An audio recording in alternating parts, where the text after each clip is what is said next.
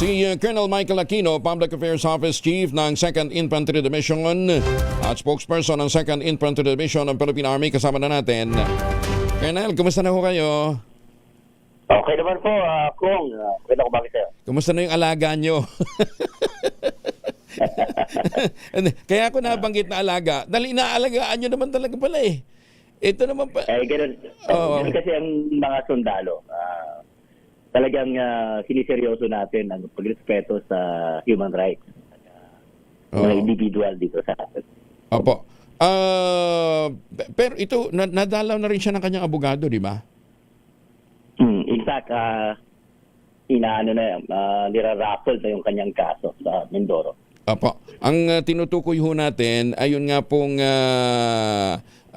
Latin honor na graduate sa isang prestigious university.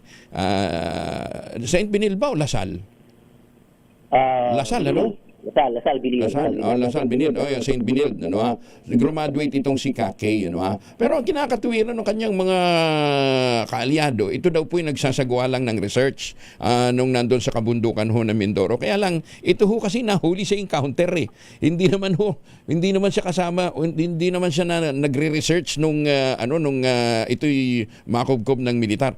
May nakuha bang baril sa kanya, Colonel? Tama yun kung Angel, no? Kung titingnan mo, yung circumstances talaga ng pagkahuli sa kanya hindi talaga normal. No?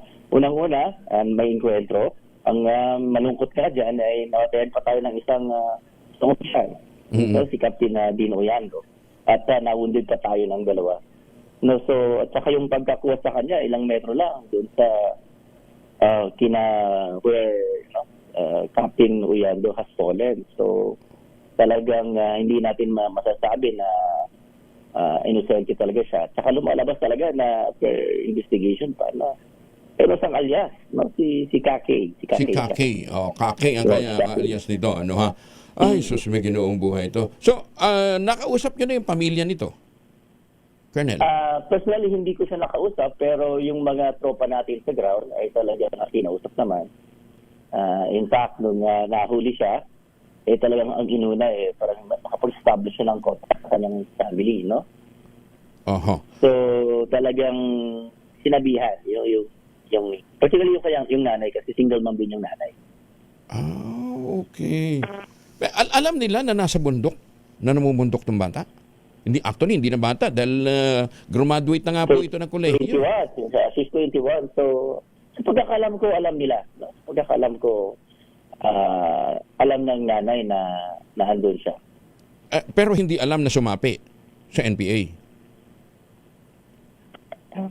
Maaring, hindi ko siya ma-confirm, pero sa analysis ko, merong hint yung nanay. Kasi even doon sa mga pahayag ng kanyang nanay, doon sa kanilang social media, sa kanilang Facebook, ay alam niya na yung bata sumasama sa mga rally. In fact, ini-encourage pa nga niya. Wow. So aware yung nanay. No? May awareness yung nanay. Oo. Nag-iisa ba? May mga kapatid? Meron siyang kapatid May kapatid din? Meron siyang kapatid na... Younger? Kung meron siyang parang ate yata, no? Parang ate.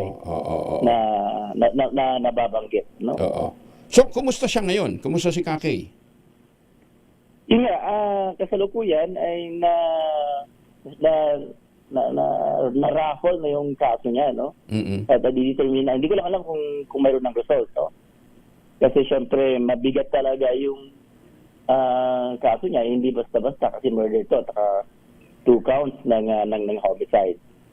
So, hindi siya basta-basta na katulad ng sinasabi nila na palayain na lang, no? At hindi naman kasi ang gano'n ang batas natin. Ang nagrekomenda ng homicide ay ang piskalya? Wala akong detail dyan, pero ang doon sa nakita ko doon sa doon sa kaso, no, yung sulat, no, yung mga pertinent papers pertaining to the case, ay murder at saka 2 counts ng homicide. Kasi nga may dalawa tayong sugatan. Oo, nasugatan. Oo. Ayan. Mga more or less na magkabakbakan, mga gaano sila karami?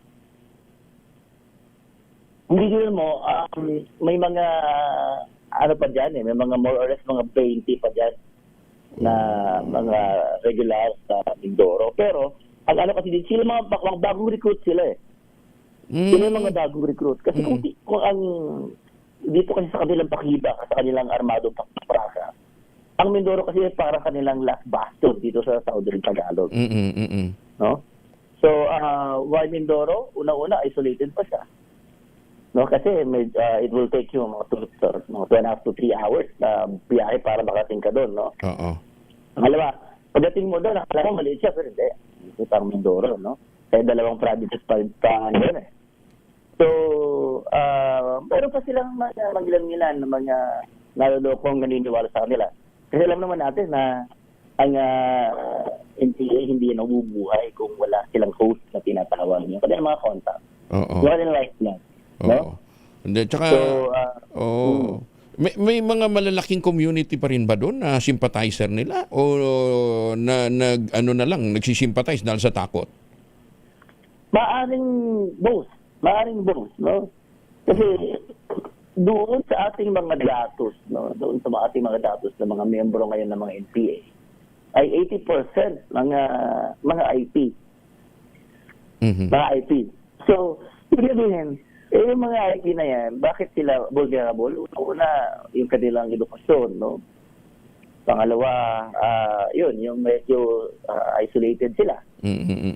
No? Kaya madali pa silang maloko. No? Kulang pa sila ng mga kaalaman kung ano ba talaga yung ginagawa ng mga teroristang NPA na to. Oo. Pero itong barangay na kung saan nagkaroon ng bakbakan, ano ito, farming area? O forested?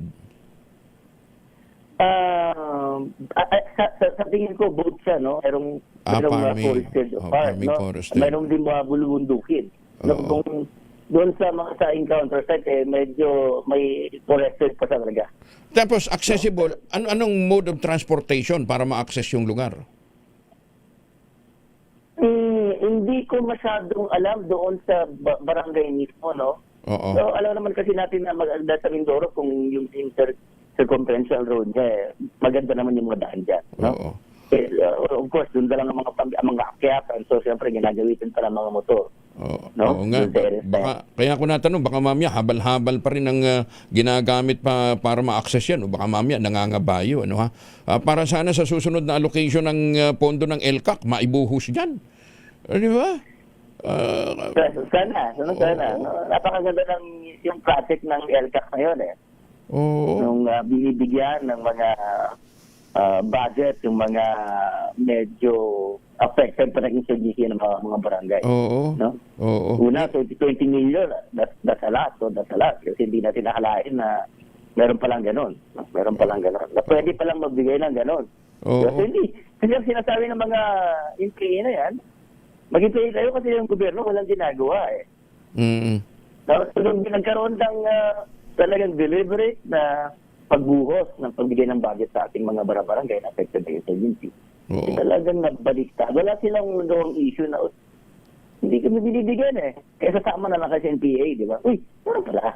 Hindi, tsaka nakita natin yung impact ng LCAC. Lalo na ako, at taga Mindanao ho kami, nakita ho namin na pag na-develop pala ang access doon sa mga bundok, nagkaroon ng mga daan at nakaabot yung serbisyo sa kanila, talagang hihina ho yung pangungumbinsin itong mga walang magawang NPA, para makapanlin lang ng ating mga kababayan. In the meantime, Colonel, ingat po kayo dyan at sana nga po masampa na yung kaso at nang sa gayon, makita ho natin kung sino talagang dapat na managot dito sa mga dun sa nangyaring bakbakan na yun at na ikinamatay ng isa pang opisyal ng Philippine Army. In the meantime, Colonel, ingat po kayo, ha? Salamat po. Apo, maraming salamat. Si Colonel Michael Aquino, ang spokesperson ng 2nd Infantry Division ng Philippine Army.